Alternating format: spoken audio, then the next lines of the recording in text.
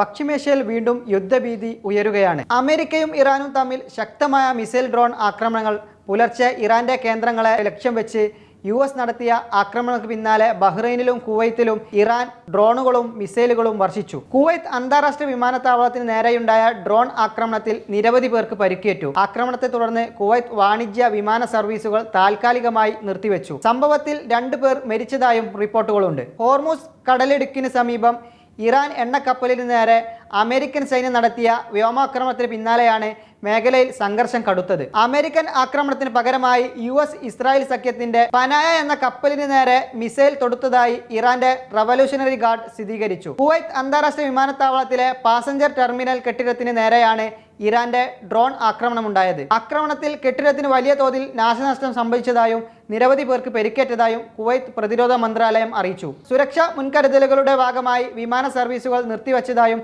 കുവൈത്തിലേക്ക് വരേണ്ട വിമാനങ്ങൾ മറ്റ് ഇതര വിമാനത്താവളത്തിലേക്ക് തിരിച്ചുവിട്ടതായും കുവൈത്ത് സിവിൽ ഏവിയേഷൻ അതോറിറ്റി വ്യക്തമാക്കി. ഇറാൻ US യുദ്ധ പശ്ചാത്തലത്തിൽ അടച്ചിട്ടിരുന്ന തിങ്കളാഴ്ചയാണ് തുറന്നത്. അമേരിക്കൻ ആക്രമണങ്ങൾക്ക് ശക്തമായ തിരിച്ചടി നൽകിയതായി ഇറാന്റെ റവല്യൂഷണറി ഗാർഡ് പ്രസ്താവനയിൽ അറിയിച്ചു. ബഹ്റൈനിലെ US നേവിയുടെ 5ാം കപ്പൽപ്പടയുടെ ആസ്ഥാനത്തിന് നേരെയും മേഖലയിലെ മറ്റൊരു രാജ്യത്ത് സ്ഥിതി ചെയ്യുന്ന US വ്യോമ ഹെലികോപ്റ്റർ താവളത്തിന് നേരെയും ഇറാന്റെ എയർസ്പേസ് ഫോഴ്സ് മിസൈൽ ഡ്രോൺ ആക്രമണം നടത്തിയ റിപ്പോർട്ടുകളുമുണ്ട്. ഏതൊരു ആക്രമണത്തിനും അതിശക്തമായ മറുപടി നൽകുമെന്ന് ഞങ്ങൾ മുൻപ് മുന്നറിയിപ്പ് നൽകിയതാണ്. ഈ തിരിച്ചടി അമേരിക്കയ്ക്ക് ഒരു പാഠമാകണം. ഹോർമുസ് കടലിടുക്കിന്റെ സുരക്ഷ തകർക്കാൻ ശ്രമിച്ചാൽ അമേരിക്കൻ സൈന്യം വലിയ വില നൽകേണ്ടി വരും. ഇറാൻ റവല്യൂഷണറി ഗാർഡ് മുന്നറിയിപ്പ് നൽകി. അതേസമയം കുവൈത്തിനും ബഹ്റൈനിനും നേരെ ഇറാൻ തൊട്ടടുത്ത മിസൈലുകൾ ലക്ഷ്യത്തിലെത്തും മുമ്പ് തകർത്തതായി അമേരിക്കൻ സൈന്യം അറിയിച്ചു.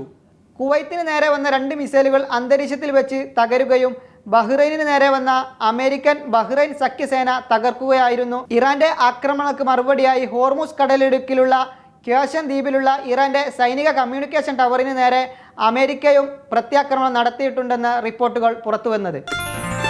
Waytonikah.com, the exclusive Muslim matrimonial site.